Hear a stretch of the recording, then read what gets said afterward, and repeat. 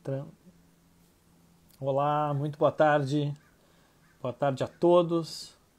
Então, já iniciando mais um Conversando sobre Segurança do Paciente aqui no nosso canal Safety for Me.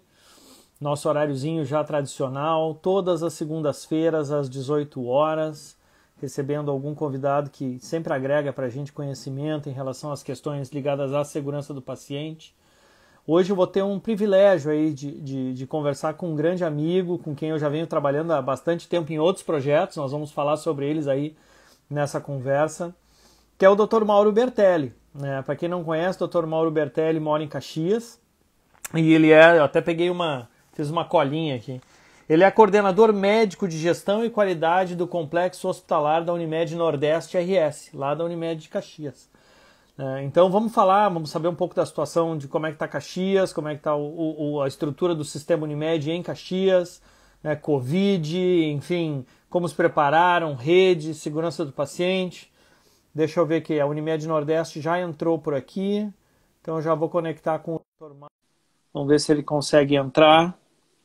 Bastante gente aqui com a gente, a Aline, a Michele, Betina. Oi, Mauro, tudo bom? Tudo bom? Tudo tranquilo contigo? Tá me ouvindo bem? Não, tô te ouvindo bem. Que bom. Tô só ajustando meu volume aí. Prazer te ter aqui com a gente, Mauro. Obrigado por ter aceito o nosso convite. Não, o prazer é todo meu. Como é que tá na Serra aí? Muito frio, não? Não, agora tá bem agradável, na realidade. É. Agora já estamos num veranico gaúcho, na realidade. Eu acho que isso é o que nos mata um pouco aí no sul, né? Um dia tá muito frio, no outro dia tá muito quente. Né? Agora, no Não, meio bom, do inverno aí, estamos em pleno agosto, tu me fala de um veranico aí, né? sim, com certeza. Mas semana passada estava 1 grau abaixo de zero. Ai, meu Deus, que loucura, né? Como é que a gente aguenta? Haja saúde, né? Com certeza. E no meio disso tudo, arrumamos um vírus novo para trabalhar ainda, né, Mauro? Que loucura, né? Pois é, a gente já sempre teve o problema do H1N1 aqui em Caxias, né? E agora a gente Uhum. conseguiu mais um companheiro para ele, né? Que loucura, tio. Bom, tava contando pro pessoal, Mauro, que a gente se conhece há bastante tempo e que tu há muitos anos tu trabalha aí dentro da estrutura da Unimed Nordeste, que tu és o coordenador médico de gestão e qualidade de todo o complexo, né, do complexo hospitalar da Unimed Nordeste, né? E aí o que eu ia pedir para ti, para a gente esquentando os nossos motores aí, Mauro, é se tu pudesse contar para a gente um pouquinho de como é que tem sido a chegada, desde a chegada do Covid aí, mais ou menos em que época que chegou, se foi no meio de março, foi um pouquinho depois, né? Dá um panorama geral da situação do Covid, né? Já está passando, a curva está descendente, está ascendente ainda. Dá um panorama geral para a gente, Mauro, como é que está a questão do Covid aí na Serra, por favor. Olha, em Caxias do Sul, nosso primeiro caso foi detectado no dia 7 de março. Tá. Nossa primeira internação em UTI foi no dia 26 de março. Tá. Né? Mas assim, junto ao escritório de gestão, a gente fez um trabalho já começando em fevereiro, quando começaram os Uhum. primeiros casos em Wuhan. Né? A gente pegou os dados que se tinha na época e fez uma análise preditiva utilizando um software que nós temos aqui no sistema de gestão, que é um Uhum. software que usa a metodologia Monte Carlo, Uhum. né? E simulou qual seria o risco para a nossa comunidade aqui, Unimed Nordeste e Caxias do Sul. Sim, para a região como um todo. Qual a região como um todo, porque assim, a gente Perfeito. sabia que o vírus ia se comportar de maneiras diferentes de região para região. Uhum. Né? E também assim nos fez também prever qual seria o consumo de insumos em termos de medicamentos e EPIs Uhum. e até o final de março já agendar toda a compra desses insumos e medicamentos, né? Uhum. Tanto que a gente não teve o problema que muitos hospitais brasileiros tiveram de falta Sim, de de medicamentos. desassistência, né, de medicamento e EPI. Perfeito. Exato. Então, nesse ponto foi muito positiva a nossa análise, né?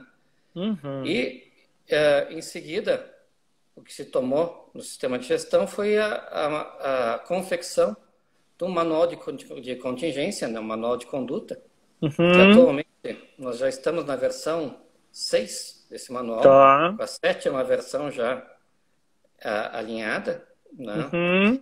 para uniformizar conduta, protocolos, né, controle de EPIs, etc., em todo o hospital, inclusive Uhum. na própria rede prestadora. Né? Pois isso era uma das coisas que eu tinha anotado aqui. Vocês fizeram um trabalho específico com a rede também, né? Porque, em geral, a operadora acaba olhando, né, Mauro, para dentro do hospital próprio e às vezes esquece de olhar para a rede, né? E vocês não, vocês fizeram um trabalho específico com a rede prestadora também, né?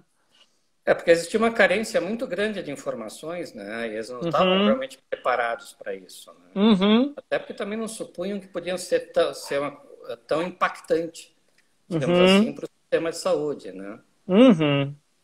E a partir daí também se fez todo o treinamento das equipes, né? Uhum. Se criou níveis de contingência Uhum. para dependendo dos cenários a que se fossem desenhados, né? Uhum. Nós desenhamos 6 níveis de contingência, Uhum. né? Nós até o momento não ultrapassamos o nível 4, né? Que Tá. seriam posição de leitos, novos leitos de UTI, mais pessoal, etc. Uhum. Né?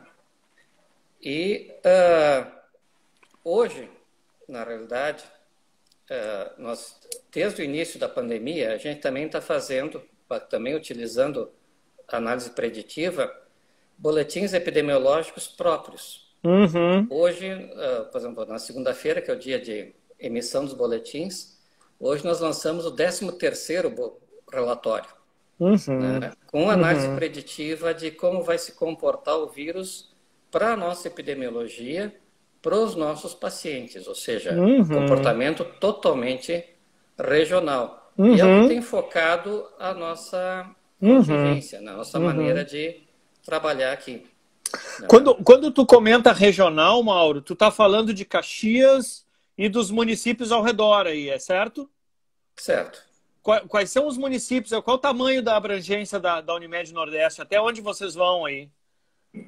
O Unimed Nordeste tem 18 municípios na sua área de abrangência. Né? Tá.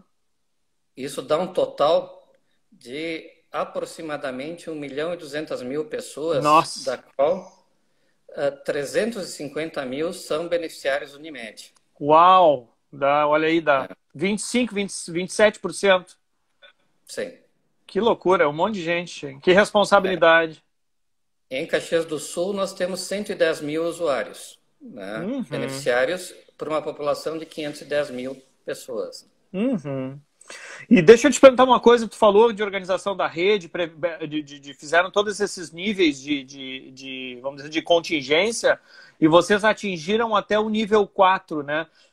Traduz isso um pouquinho para nós, Mauro, o que significa o nível 4? Tu chegou a 100% de capacidade de leito de UTI, ou não, sempre teve uma reserva na manga? Como é que, traduz isso em números para nós, o que é esse nível 4? Na verdade, assim, nós temos 2 UTIs adultos, né? Eu não vou contar aqui a pediátrica neonatal, porque nós Uhum, só tivemos um caso de uhum, Covid pediátrico até o momento, né? uhum. Mas, de um total de 20 leitos. Nós Tá. aumentamos mais 15 leitos de UTI, né? Uhum. Que seria o nosso nível. Nosso nível 1 contemplava ter uma ala de internação própria para Covid, né? O nível 2, aumento de leitos de UTI, né? O nível 3, o uso da unidade de dor torácica como UTI terciária, na realidade, Uhum. né? E o nível 4, quando aquela unidade que nós tínhamos destinada só para Covid não mais tivesse leitos disponíveis, nós abriríamos uma segunda unidade. Né? Nós não chegamos a esse ponto, né? Quer dizer, até o Uhum. momento a gente teve em torno de 90 pacientes internados com Covid, Uhum. Uhum. né? Mas no total nós já realizamos mais de 3.732 testes de PCR, Uhum. né? com 842 testes positivos, né? Isso não representa o total número de pacientes, o número de pacientes é um pouco menor, porque tem pacientes que repetem o teste, né? Mas assim, é um cabedal bastante grande, na Claro que verdade. sim. Opa! Além disso, a gente fez, dentro do próprio hospital, para preservar a, os funcionários do hospital, um inquérito epidemiológico com mais de 400 testes rápidos nas áreas mais críticas, para Perfeito. já detectar os funcionários que tinham tido contato com o Covid, né, para preservá-los para o grosso da pandemia, que, pelos nossos cálculos, passou na semana passada. Nosso pico Tá. epidêmico foi na semana passada, né? A nossa curva está começando a entrar num ritmo descendente, felizmente, né? Graças a E Deus. nós tivemos desses 35 leitos de UTI, chegamos a ter uma lotação de 34, né? Sendo que a lotação máxima de pacientes COVID desses 34 foram 15 pacientes, né, em UTI, fora os pacientes de enfermaria, claro. Mas durante esse fluxo ascendente, muito provavelmente vocês suspenderam cirurgias eletivas, direcionaram.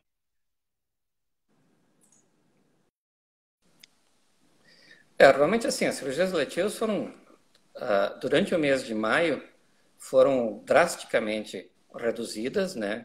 Em junho, né, nós temos 2 blocos cirúrgicos, nós ficamos trabalhando só com um bloco cirúrgico.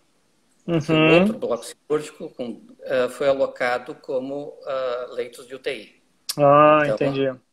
até o momento, nós temos só um dos blocos cirúrgicos funcionando, priorizando cirurgias ambulatoriais e cirurgias que demandem bloqueio anestésico, não anestesia geral, até para poupar bloqueadores neuromusculares e sedativos, né? Claro, claro, com certeza. E diz uma coisa para mim, tu contou com o apoio também de leito de UTI da rede, Mauro, ou vocês estavam trazendo todos os pacientes da Unimed para dentro do hospital próprio? Não, a gente teve alguns pacientes baixados na rede, mas de uma maneira geral a gente conseguiu abarcar a demanda dos municípios vizinhos toda aqui no Hospital da Unimed. A gente concentrou, nós devemos ter, se não me engano, 2 pacientes atualmente fora do hospital com Covid. Então, foi com exceção de um convênio que nós temos, que é um convênio regional, com um hospital só, que na realidade esses pacientes não têm o direito de internar aqui, não. Contratual de internar no Hospital da Unimed, que aí sim, eles obrigatoriamente vão internar nesse outro hospital. E do ponto de vista físico, Mauro, eu me lembro que tu tinha me comentado uma vez que tu tinha todos uns planos de contenção desenhados desde a época do H1N1, né? Porque acaba sendo um vírus de transmissão respiratória também, então os fluxos são parecidos, as medidas são parecidas, né? E eu tive aí, há uns 2 anos atrás, eu conhecia enfim, o Hospital Novo, toda a unidade de pronto atendimento e tal. Vocês tiveram que fazer algum remodelar fluxo, enfim, abrir área nova para emergência, vocês separaram esses fluxos? Como é que vocês fizeram isso do ponto de vista físico? Do ponto de vista físico, a gente abriu um hospital de campanha com uma entrada exclusiva para os pacientes COVID, né? Ou síndrome respiratória aguda grave, né?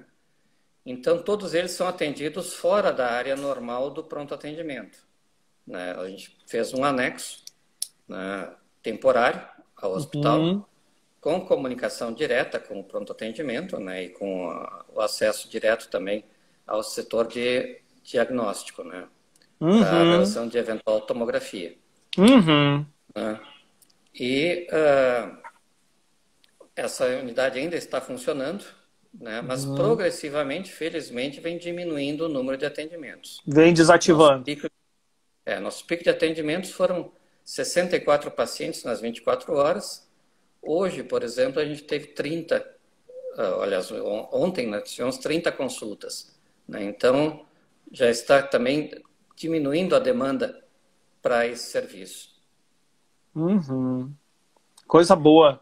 E a gente está entrando numa fase, né, Mauro, que eu tenho visto, enfim, nos debates, tenho sido convidado um pouco a falar também do que a gente chama de desconfinamento. Agora é a nova palavra, né? Não é o novo normal, mas agora é o desconfinamento, né? Ou a reabertura gradual das medidas de isolamento, né? E eu tenho falado que, dependendo das regiões do Brasil, a gente tem, vamos dizer assim, maturidade da população diferente para fazer esse chamado desconfinamento ou retorno das atividades, porque não sei se tu concordas comigo, mas isso depende muito da postura das pessoas, de como a população vai agir, né? Se tu, eu tenho tu sabe, eu estou aqui em San Diego, a gente tem um comparativo com o Canadá, por exemplo, aonde eles venceram a primeira onda da epidemia e eles estão mantendo níveis muito baixos agora de reinfecção, de novas infecções, justamente porque existe um comportamento da população canadense, né, respeitando muito as medidas de distanciamento, evitando aglomerações, utilizando máscara, enfim, isso até que a gente descubra realmente uma vacina, que a gente descubra medicações e tal. Estou te falando essa conversa toda para saber qual é a tua impressão em relação ao público de Caxias, à comunidade de Caxias e da região, né? As pessoas têm aderido às medidas, vai ser difícil, como é que está a situação por aí?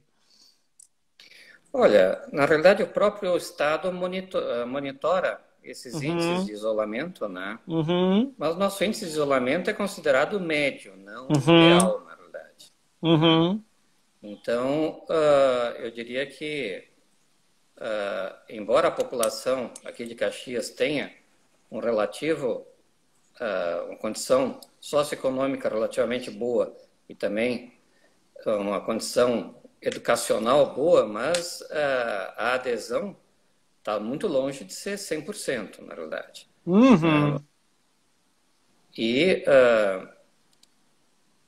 por exemplo, essa semana aqui, né, nós tivemos, trabalhamos pelo sistema de bandeiras, né, uhum, uhum, em termos de serviços a serem, né, abertos ou não.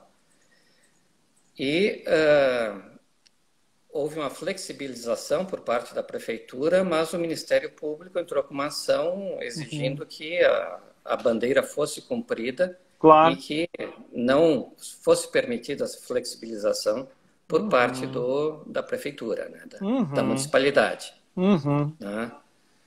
Então, o nosso índice, na realidade, de confinamento, né, uhum, já chegou a ser superior a 50%, mas hoje uhum, ele está abaixo disso, né, com certeza. uhum, uhum. Eu vou ler uma pergunta que chegou aqui para nós da Bianca Bortoli, né? A Bianca coloca: já tem algum retorno dos beneficiários em relação à rede própria, pós-atendimento, pós-internação, média ou longa permanência? Eu acho que ela, em relação aos fluxos, eu não entendi direito a pergunta, Bianca, né? Se tem algum retorno em relação à rede própria, em relação, será que é a média de permanência? Eu vou pedir para a Bianca. Bianca, se tu está conectada com a gente, manda de novo a tua pergunta, tenta explicar um pouquinho melhor para a gente poder entender, tá bom? Te agradeço, Bianca. Obrigado. Bom, vamos adiante, Mauro. Eu estava contando para as pessoas que estão nos assistindo que a gente se conheceu há bastante tempo em função de um projeto chamado DRG, né? Uhum. E esse projeto DRG, ele nos permitia fazer justamente a estratificação e a codificação dos pacientes em relação à qualidade do atendimento prestado, né? Então, não era só o número de internações, o volume de internações e procedimentos, mas a gente conseguia dar uma análise também qualitativa, tanto do ponto de vista de custo, quanto do ponto de vista assistencial, né? E a gente via média de permanência, a gente via desfechos, né? A gente via as condições adquiridas, né? Como é que está esse projeto em Caxias hoje, Mauro? Vocês continuam firmes e fortes codificando? Vocês já têm algum trabalho com a rede em relação ao DRG? Como é que a coisa está funcionando?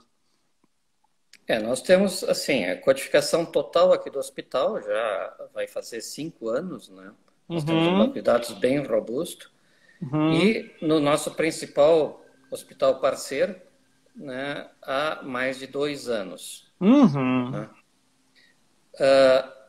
E nós estamos entrando num projeto agora que foi suspenso em função da pandemia, mas está pronto, de Uhum. integração do DRG com o nosso prontuário eletrônico, Opa! onde no momento da internação do paciente, na codificação da baixa do paciente, o médico Uhum. receberia já no próprio prontuário Uhum.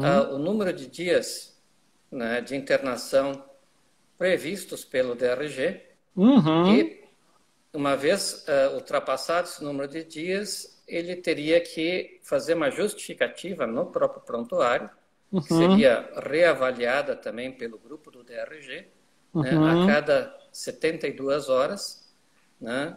Caso contrário, ele não teria acesso à prescrição do paciente. Uhum. Uhum. Então, esse é o nosso próximo passo, Olha que né, do interessante. ponto de vista de instituir o DRG realmente como uma maneira de gestão do fluxo hospitalar. Né? Uhum. A Além Pri está disso, perguntando aqui se a Unimed Nordeste já faz alguma forma de pagamento ao prestador por DRG, se já tem alguma coisa em estudo, como é que vocês estão lidando com isso? primeiro a gente quer fazer essa experiência com, ah, na realidade, cativando o médico para obedecer o DRG para passar para o pagamento propriamente dito. Né? Porque Uhum, durante a uhum, pandemia aconteceu uma coisa muito curiosa com o DRG. uhum. Né? Nós tínhamos sempre, né, um índice de ineficiência médio, em termos clínicos, de 156%, cirúrgico em torno de 125%. Quer dizer, o ideal é estar abaixo de 100%, que aí significa que Sim, estaria dentro da previsão do DRG. havia teoricamente um consumo de recursos e uma média de permanência superior à expectativa. A expectativa. Durante o período Perfeito. pandêmico, tanto os pacientes cirúrgicos quanto os clínicos estiveram abaixo de 100%, ou Olha seja, que isso é interessante. perfeitamente factível Olha de que dado ser interessante. alcançado. É Uhum. só querer, na realidade. Que A coisa pandemia nos interessante, provou né? isso, na realidade. Olha só, olha só. E que oportunidade, né, Mauro, para abrir uma discussão de modelo remuneratório, inclusive com os próprios colegas, né? E fazendo uma troca de um modelo, sei lá, por bundle de DRG, enfim, um modelo que não seja mais o fee for service, que não pague por diária de internação, né? Ah, sim. Na realidade, o que se quer com o DRG é pagar por valor Uhum, agregado à paciente, uhum, na realidade. Porque é isso que uhum, o paciente quer. Ele quer uhum, se sentir não só atendido, mas uhum. também que tenha melhora do seu perfil epidemiológico em Uhum. função disso, né? Uhum, que maravilha. Bah. E diz uma coisa para mim, Mauro, como é que eu queria entender um pouquinho da tua estrutura de trabalho aí, até porque tem várias pessoas nos assistindo que são de outras Unimeds e eventualmente de outras operadoras e outros hospitais. Vocês têm uma célula de pessoas exclusivamente dedicadas a fazer a codificação do DRG? Isso é junto com o escritório da qualidade? Como é que vocês trabalham isso? Nós temos codificadoras próprias, né? Tá. Como nós temos dois hospitais, basicamente, né? Uma para cada Uhum. hospital, né? Tá. Uhum. Nos outros hospitais da rede, nós fizemos uma auditoria de prontuários, né? Tá. E vimos que, na realidade, em alguns hospitais é absolutamente inviável se instituir o DRG pela pobreza de informação constante do Uhum. prário. Isso sempre Então, foi um limitador, né? é muito limitador. É. E para esses prestadores, eu já tive a oportunidade de conversar com os dirigentes desses hospitais, os diretores, Uhum. sendo que se um dia nós chegarmos ao pagamento por performance, infelizmente a gente vai ter que usar as nossas médias como Uhum. medida de pagamento dos seus desempenhos. Uhum. Né? Então, porque nós não poderíamos confiar, digamos assim, nos prontuários próprios, na realidade. Sim. Ou que eles melhorem a sua performance a nível de documentação e informação a respeito do paciente. Não, e tu tens uma base absolutamente confiável, né? Há muitos anos fazendo a codificação do teu serviço do hospital próprio, então ou eles melhoram realmente a estrutura de prontuário, ou tu vai ter que utilizar a tua própria base, né? Não tem jeito. Sim, com certeza. Não tem jeito. Mas aí diz uma coisa, uma vez tu me comentou, e eu fiquei curioso de entender essa dinâmica, eu vou repetir um pouquinho a pergunta, né? Esses teus codificadores do DRG, eles têm uma célula isolada, separada, ou eles respondem ao escritório da... Porque eu me lembro, uma vez tu me comentou sobre o escritório da qualidade trabalhar junto com o núcleo ou com o escritório de Lean, né? Isso. Eu não sei exatamente como é que é isso, eu queria que tu tentasse nos contar um pouquinho esse organograma para inspirar as outras instituições aí. É que, na realidade, assim, como eu sou coordenador da gestão, eu coordeno Uhum. todas essas áreas simultaneamente, né? Embora Tá, elas não sejam fisicamente ligadas, né? tá. Mas elas são interligadas do ponto de vista de manipulação de dados, né? Uhum. E também existe, depois a gente já pode até comentar, né, um link com a auditoria clínica também, né, Uhum. ligando essas duas áreas, né? Uhum. E o nosso escritório de qualidade funciona basicamente com uma enfermeira dedicada, Uhum. né, exclusivamente para isso, e um engenheiro de produção, que é Opa. responsável pelo escritório Uhum. Lean, né, por todo o Uhum. mapeamento de processos, já que a gente faz Uhum. trabalho no hospital por gestão mediante processos, Uhum. né, todo o mapeamento de processos, né, e o escritório de qualidade com os processos mapeia todos os gargalos de processos, os perigos e as barreiras, né? Uhum. Uma vez por mês, nós temos isso, desde da construção do hospital, uma reunião Uhum. com todos os coordenadores do hospital de gerenciamentos de riscos, onde a gente avalia todos os eventos ocorridos, né, mais significativos no período, naquele Uhum. mês, Uhum. né, e plota todo o processo na parede, reavalia o processo, né, e realmente vê se os eventos ocorreram por falta de barreiras que não foram descritas ou avalia a deficiência das barreiras que foram rompidas, na realidade, para que o evento acontecesse. Isso Uhum. é uma atividade que, digamos assim, nos rende muita discussão e realmente muita interação entre as áreas. E como eu tenho Uhum. todos os coordenadores na reunião, claro que agora não Uhum. no período pandêmico, Uhum. né? Uhum. Mas se tem condições de ver onde houveram todos os problemas relacionados a cada evento em particular. A gente usa o Uhum. protocolo de Londres para avaliar Com avaliação. de eventos, né, que é um protocolo que já presume sempre que a causa é multifatorial. Claro. Né? Então, olha só, vê se eu entendi. Tu tem uma coordenação médica de gestão e qualidade, que é o cargo que tu estás exercendo hoje e exerce há muito tempo. E embaixo tens um núcleo de segurança do paciente, tem um escritório Lean de desenho de processo, tem um escritório de qualidade, todos eles trabalhando integrado, é isso? Em todos integrados. E, Quantas pessoas são, Mauro, mais ou menos, assim, do grupo todo? nós temos no grupo da RG são 2 pessoas, né, e mais 2 pessoas no núcleo. E mais o Uhum. grupo de auditoria clínica, que são 12 enfermeiras. Nossa, então nós já estamos falando de quase 20 pessoas. Mas não todas Não, simultaneamente eu ligadas, né? entendo, mas é que se tu olhar como coordenação de gestão de qualidade, tu tem quase 20 pessoas trabalhando, né? Cada uma num ponto diferente, num núcleo diferente, né? Eu só estou destacando isso, Mauro, porque uma das coisas, e tu conhece bem o mercado, né? A gente Sim. tem muita dificuldade de... Quando a gente fica falando em segurança, né? Parece que assim, lá vem o pessoal da segurança de novo, que é só despesa, é só custo, né? Existe uma necessidade da gente bater nessa tecla e as pessoas entenderem que para te ter resultado assistencial e tu ter redução de custo, tu tem que investir em pessoas trabalhando com gestão.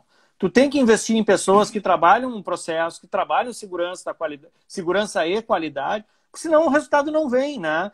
Volta e meia, tu tem uma organização que eles têm uma quebra de fluxo de caixa, como agora na pandemia, a primeira estrutura que tu vê eles cortando é o núcleo de segurança ou o escritório da qualidade. Sabe? Como se isso fosse pouco importante né? Então, assim, eu gosto de ouvir, eu encho a boca para repetir as tuas palavras, né? Porque é um privilégio tu poder ter esse número de pessoas trabalhando enfim, qualidade e assistência dentro da Unimed Nordeste. É uma coisa muito bacana. Realmente assim, é extremamente importante, na verdade, criar cultura de qualidade, em Uhum, primeiro lugar, né? uhum, É uma coisa uhum, que a gente trabalhou desde o início da construção do hospital, uhum, né? E a valorização das pessoas propriamente ditas, né? uhum, E, uhum, na realidade, assim, eu utilizo muito esse grupo de auditoria clínica como uhum, um laboratório de lideranças, né? De uhum, formação de líderes dentro do próprio uhum, hospital, uhum, né? Para também não só disseminar a cultura de segurança, até uhum, porque elas auditam muitas vezes em loco as uhum, próprias metas internacionais de segurança e os processos. Não é só uhum, que uma questão de auditar eventos uhum, ou prontuários, né? uhum, E realmente valorizar essa atitude. E, assim, uhum, eu até folgo dizer que a gente tem sido muito feliz, na uhum, verdade, com com certeza. utilizando essa estrutura, Essa né? abordagem. Porque elas servem como multiplicadoras dessa Uhum, filosofia. uhum. Sabe que tem coisas que a gente ouve e que são incomuns, Mauro, e pouco vistas, vamos dizer assim, no setor saúde. E eu sei que tem uma história muito interessante da construção do Hospital da Unimed Nordeste, que eu queria que tu contasse assim para as pessoas, porque elas não têm ideia, né? Daquela questão da contratação dos funcionários e do treinamento. Tu pode contar para nós essa passagem para as pessoas entenderem a dimensão da importância que a diretoria da Unimed, não só do hospital, mas da operadora, enxergam nesse investimento? Na realidade, o Hospital da Unimed, quando foi iniciada a construção, ele levou 2 anos e meio para ser construído, pelo menos o bloco A, que é o nosso bloco mais antigo, vai fazer 16 anos. Nós temos o Uhum, bloco B, que foi construído há 2 anos e meio, que é o materno-infantil, né, que já é 2 vezes maior do que o bloco A.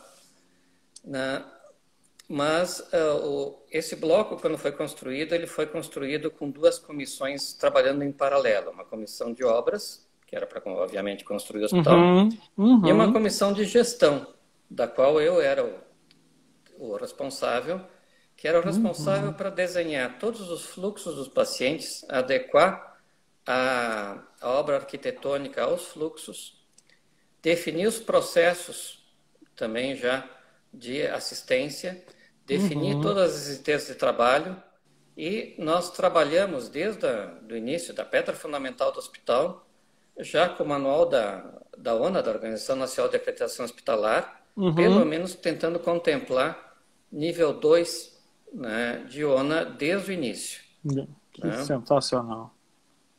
E eu acho que assim, isso mudou bastante a visão do hospital, inclusive a questão Uhum. arquitetônica, porque Uhum. muitas vezes o fluxo de translado do paciente implicava em mudança até da planta baixa do hospital, Uhum. Uhum. né? E um mês antes de abrir o hospital, Uhum. né, eu negociei, e felizmente fui atendido pela diretoria da Unimed Nordeste, a contratação de todo o corpo funcional do hospital, né? Nós tínhamos um hospital que ia funcionar com prontuário eletrônico, que era uma novidade para a região na época, né? Uhum. E era uma coisa que tinha que ter um treinamento todo específico para isso. E o pessoal que era contratado para a noite, durante o dia, obviamente a gente fechava o hospital à noite, mas Uhum. durante o dia serviam de clientes virtuais. Eram os nossos pacientes para simulação de fluxo de medicamento, atendimento de emergência, atendimento de parada cardíaca. Nós simulamos, Que inclusive, sensacional. cirurgias. Tivemos uma simulação de incêndio dentro do hospital com a participação dos bombeiros, inclusive, né? Uhum. Aí nós descobrimos que o pé direito do pórtico não comportava a passagem de um dos caminhões de bombeiros. Nós tivemos que aumentar o pórtico em função Uhum. disso, né? Então, nós fizemos simulações de toda a cadeia assistencial, de tudo que era possível nesse período de 30 dias. Já serviu como treinamento para todos os funcionários. E a gente abriu o hospital, isso também é uma coisa um pouco inusitada, porque normalmente o hospital, quando começa, ele começa devagarinho. Você abre uma área, depois abre outra. Como o nosso custo fixo ia ser muito grande desde o início, a decisão foi abrir o hospital com 85% da capacidade no primeiro dia, né? E fazer o direcionamento de cirurgias de pacientes de alto risco, de alto custo, só para o Hospital da Unimed, desde o início da operação. Né? Eu acho que isso também se provou um sucesso do ponto de vista de equilibrar as contas do hospital em pouquíssimo espaço de tempo. Eu fico imaginando, Mauro, a tua cara tentando convencer os gestores, o conselho de administração da operadora para dizer o seguinte, não, ó, o negócio é o seguinte, nós temos que contratar todo mundo. Quantas pessoas foram contratadas, Mauro? Naquela época, se não me engano, foram 690, mais 690 pessoas, tá. Aí o Dr. Mauro Bertelli vai para uma reunião do Conselho de Administração da Unimed Nordeste e diz assim, olha só, nós vamos abrir daqui a 30, 60 dias, mas o que eu quero é que vocês contratem 600 pessoas, porque eu vou botá-las para trabalhar agora, sem receita. Nós vamos treinar todo mundo. Isso é que eu quero sublinhar, gente. Olha o que é a importância que um conselho de administração tem que dar, justamente do ponto de vista de investimento, entender a relevância disso, de tu botar os profissionais na linha de frente, de tu fazer treinamento de processo, treinar cirurgia, treinar parada cardíaca, treinar toda a assistência antes do paciente estar lá. Então isso para mim é sensacional. Eu não conheço experiência igual, Mauro, de verdade. Olha, até se alguém que está nos assistindo aí conhece outro hospital, nos avisa para a gente procurar, porque assim, eu acho assim, fora de série. Foi por isso que eu fiz questão de te pedir para contar essa história para as pessoas entenderem realmente o engajamento, a importância aí que a diretoria, né, e os conselheiros da Unimed Nordeste dão para essas questões de segurança. Né? Na verdade, eu posso te dizer que não foi fácil, na verdade. Mas, assim, quando você coloca os números, digamos, e planeja todas as ações, a coisa fica muito mais transparente. Até mesmo, né? E essa é uma política nossa aqui no escritório de... A palavra-chave é planejamento, planejamento e planejamento, na verdade. Porque aí você realmente consegue convencer mesmo um conselho administrativo da Unimed que seguramente você também tem experiência, que não é uma coisa com certeza, tão simples assim. Opa, não é nada simples. Por isso que eu exalto demais uma iniciativa como essa, porque isso não é o padrão comum, né, Mauro? Em geral, as pessoas estão muito olhando para o resultado financeiro da coisa, né? E não tem uma visão um pouco maior, vamos dizer assim, na dimensão de entender que sim, tu vai gastar mais aqui na frente, mas o resultado que tu vai colher em redução de média de permanência, em eventos adversos, em complicações, vai ser muito melhor ali, e rapidamente tu vai ter o payback disso, né? Esse dinheiro ele volta para o caixa, não tem... É que às vezes é difícil tu transformar isso em moedas, né? As pessoas não enxergam, né? No investimento direto, assim, no desembolsar, aquilo representa um custo, né? Às vezes é difícil tu materializar o quanto isso retorna como investimento, como resultado para a organização. Isso se reflete ainda hoje, né? Porque é certo que assim, com a nossa qualidade, não que qualidade custe mais caro, na realidade, se qualidade custar mais caro, não é qualidade. Porque eu presumo que também a gente tem a qualidade quando também diminui o desperdício.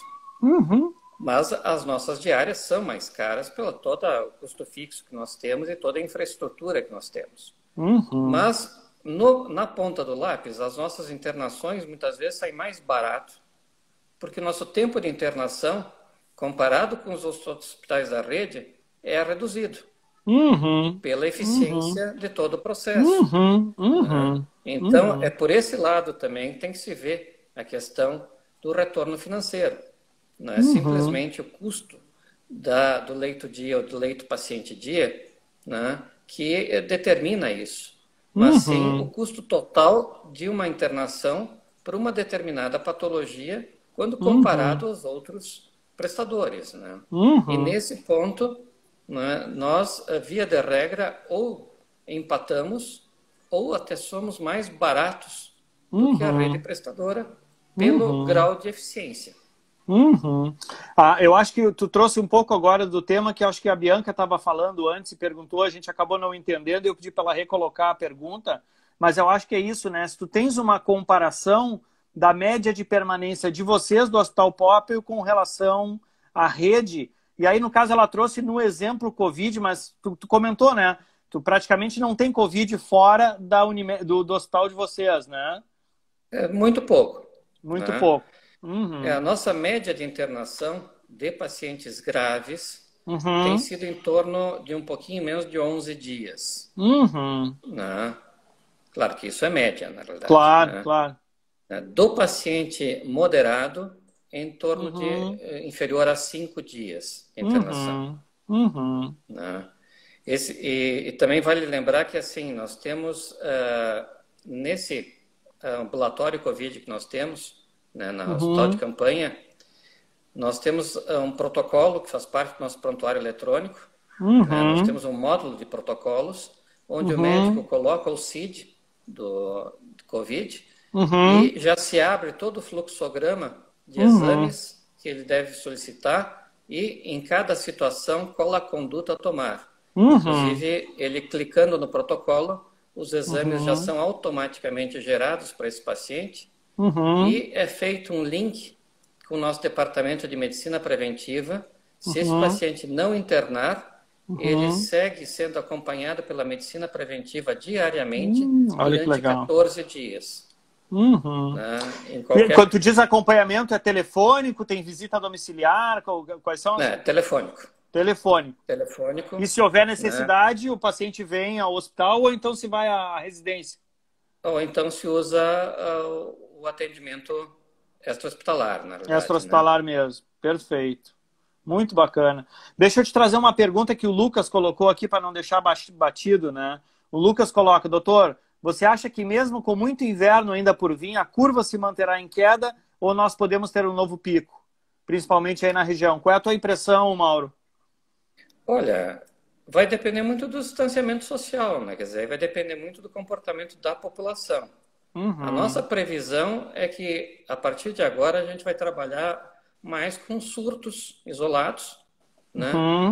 Se as medidas de contenção forem mantidas, na realidade. Distanciamento social, uso de máscara, né? Higienização das mãos, etc. e tal. Né? Agora, eu até nem acredito que nem vai se... Não é admissível que se faça também uma liberação total nesse estágio da pandemia. Né? Portanto, de certa forma, algum grau de contenção vai se manter. Perfeito. Nós estamos, você já tem quase 45 minutos de live, eu tenho que te perguntar algumas coisas aqui para não deixar batido, Mauro, né? Em relação específico às questões das metas de segurança do Ministério da Saúde.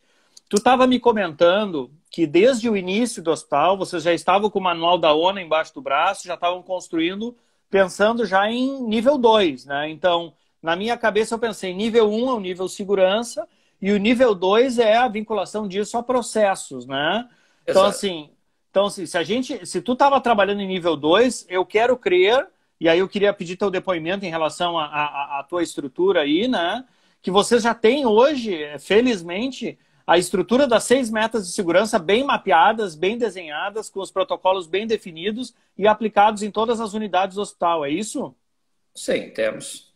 Né? Inclusive, nós fazemos a auditoria clínica, periodicamente audita em loco. A gente se reúne e faz um questionário estruturado de conferência das metas, né? E periodicamente a gente faz uma auditoria, né, sem aviso nenhum, sem aviso prévio. Né? Se eu lanço uma turma de enfermeiras pelo hospital, né, vão em vários setores e depois... Surpresa! Chegamos! Exato. Que barato, isso é ótimo. Saiu um correndo quando para nós, cada lado, né? Saiu um para buscar as evidências.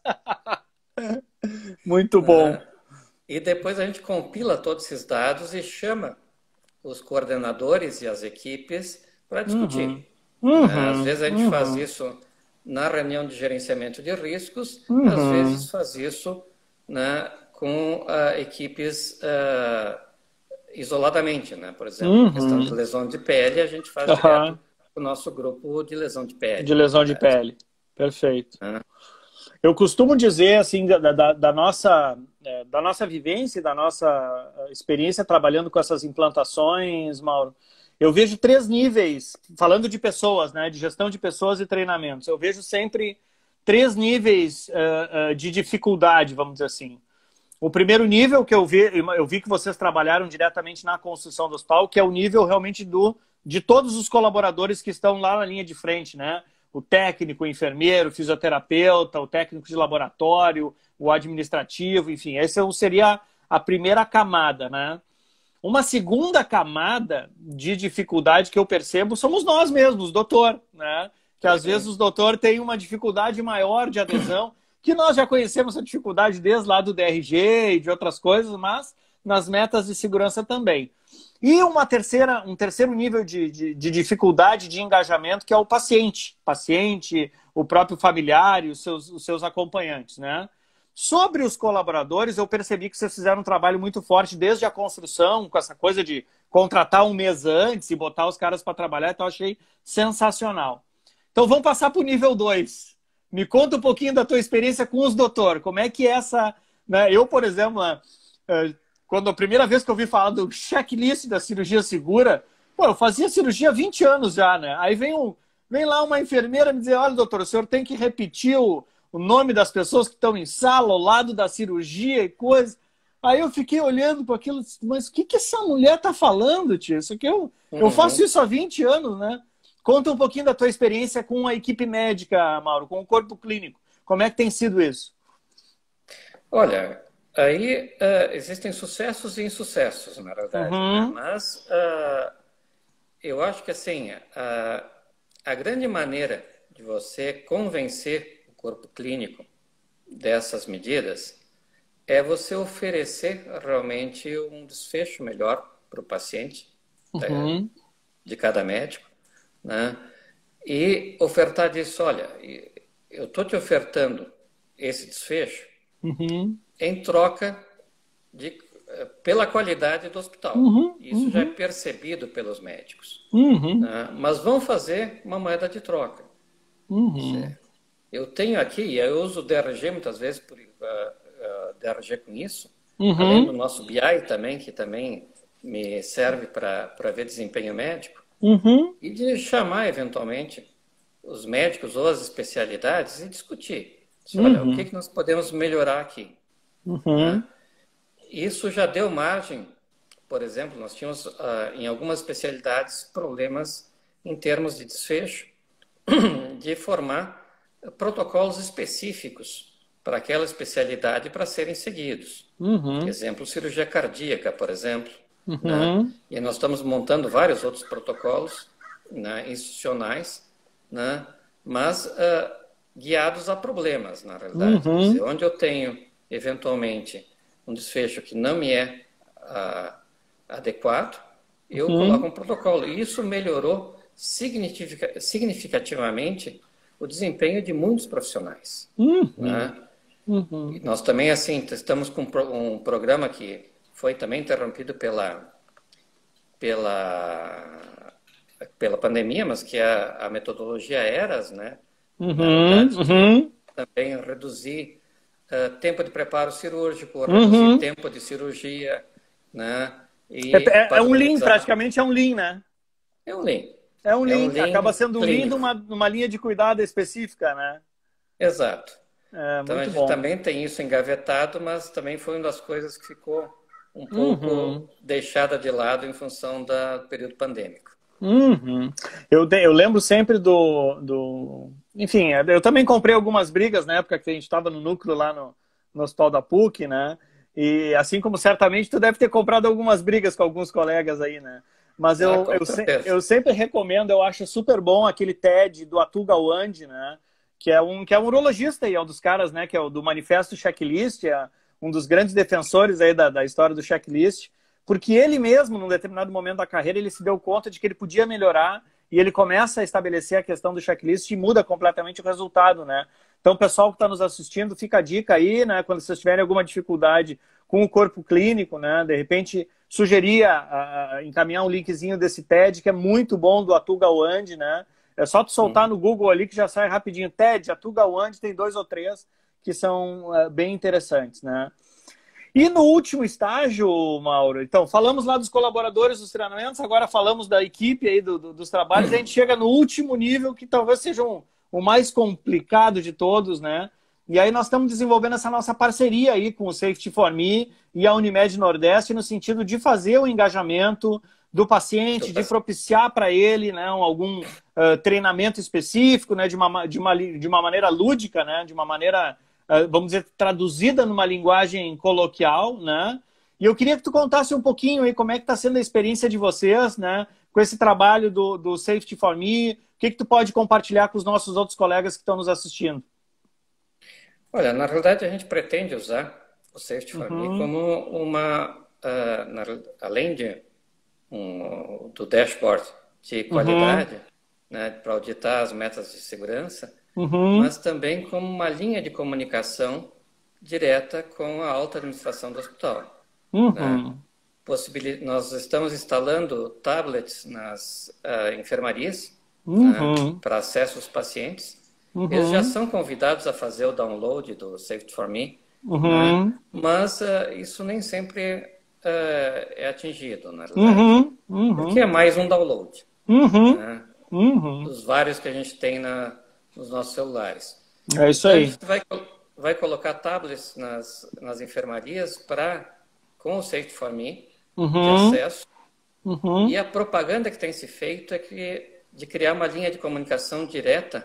Nós temos aqui no Hospital da Unimed a figura do concierge, como se fosse um hotel, na verdade, e ele vai ser o responsável por receber, né, através do dashboard, né, essas comunicações ou reclamações. Essas mensagens, perfeito. Essas mensagens. E dar o devido encaminhamento, né, porque tem ligação direta com todos os serviços de apoio do hospital. Sensacional. Né? Então, essa é a nossa abordagem atual. Eu sempre peço para os colegas compartilharem, porque em cada lugar onde a gente tem a implantação, Mauro, é diferente, né? Porque tem estruturas diferentes, vocês têm concierge, tem outros lugares que tem mensageiro, tem outros lugares que é o estagiário do núcleo de segurança que visita, enfim. Cada organização tem um modelo diferente de funcionamento, né? Então, a gente conseguindo compartilhar com as pessoas ajuda bastante, né? No sentido das pessoas customizarem isso para a sua organização, né? Para a sua realidade, né?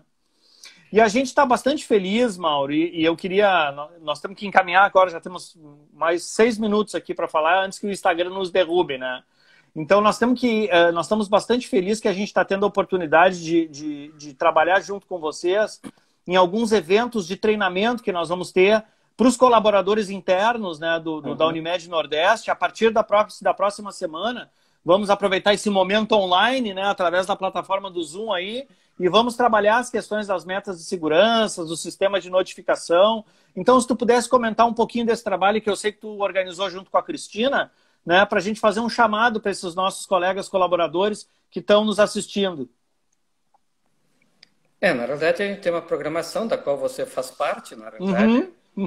Com muito orgulho, muita honra. Em 3 inserções sequenciais, né, a partir do dia 10 agora de agosto, se estendendo até o dia 29 de setembro. Então, vão ser 2 meses de atividades, né, todas elas virtuais, né, vão estar disponíveis para todo o pessoal interno do hospital através da intranet, né, e a gente vai disponibilizar horário. A gente intitulou esse evento de Qualidades e Segurança. Esse é o meu jeito de cuidar. Que legal. Né? Conclamando todos os nossos colaboradores, né, Uhum. a participar do evento. Uhum. Nós vamos ter as metas de segurança, vamos ter discussão sobre os protocolos institucionais, Uhum. vamos ter discussão sobre as barreiras de segurança, Uhum. né, as barreiras de deterioração clínica, Uhum. e alguns momentos de segurança, digamos assim, da alta Uhum. administração, né, Uhum. Uhum. e alguns treinamentos de lesão de pele, Uhum. banho seguro e precauções Uhum. de contato. Que bacana. Vamos revisar tudo, de ponta a ponta, basicamente. Vamos ver tudo que é protocolo de prevenção aí, de mitigação de risco. Nós vamos repassar com todos os colaboradores online, né? Vai ser muito bacana, Mauro. Olha, a gente está muito feliz de estar podendo participar desse momento com vocês, né? Enfim, agregando um pouco do que a gente tem trazido de experiência dos outros lugares também.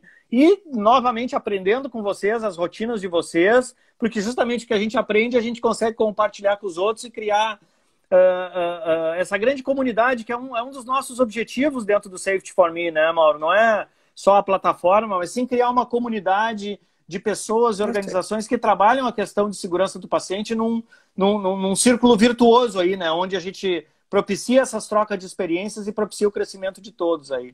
Eu fico muito, muito feliz de estar podendo participar. Te agradeço demais pela oportunidade.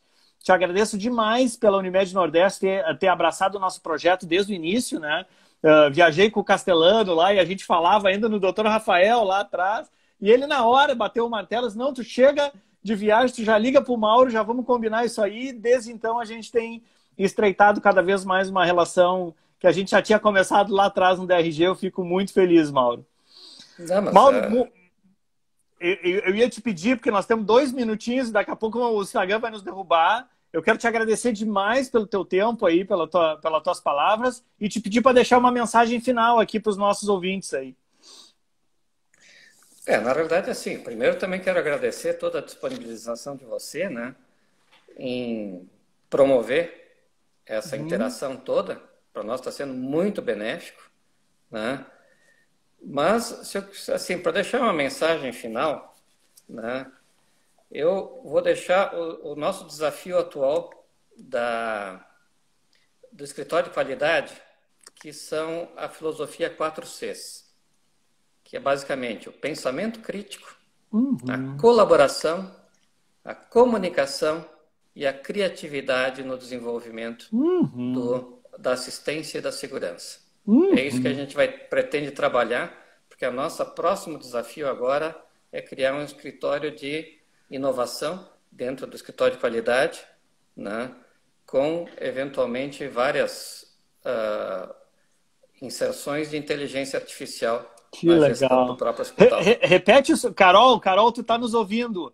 Anota aí, Dr. Mauro Bertelli, os 4 Cs. Como é que é? Criatividade...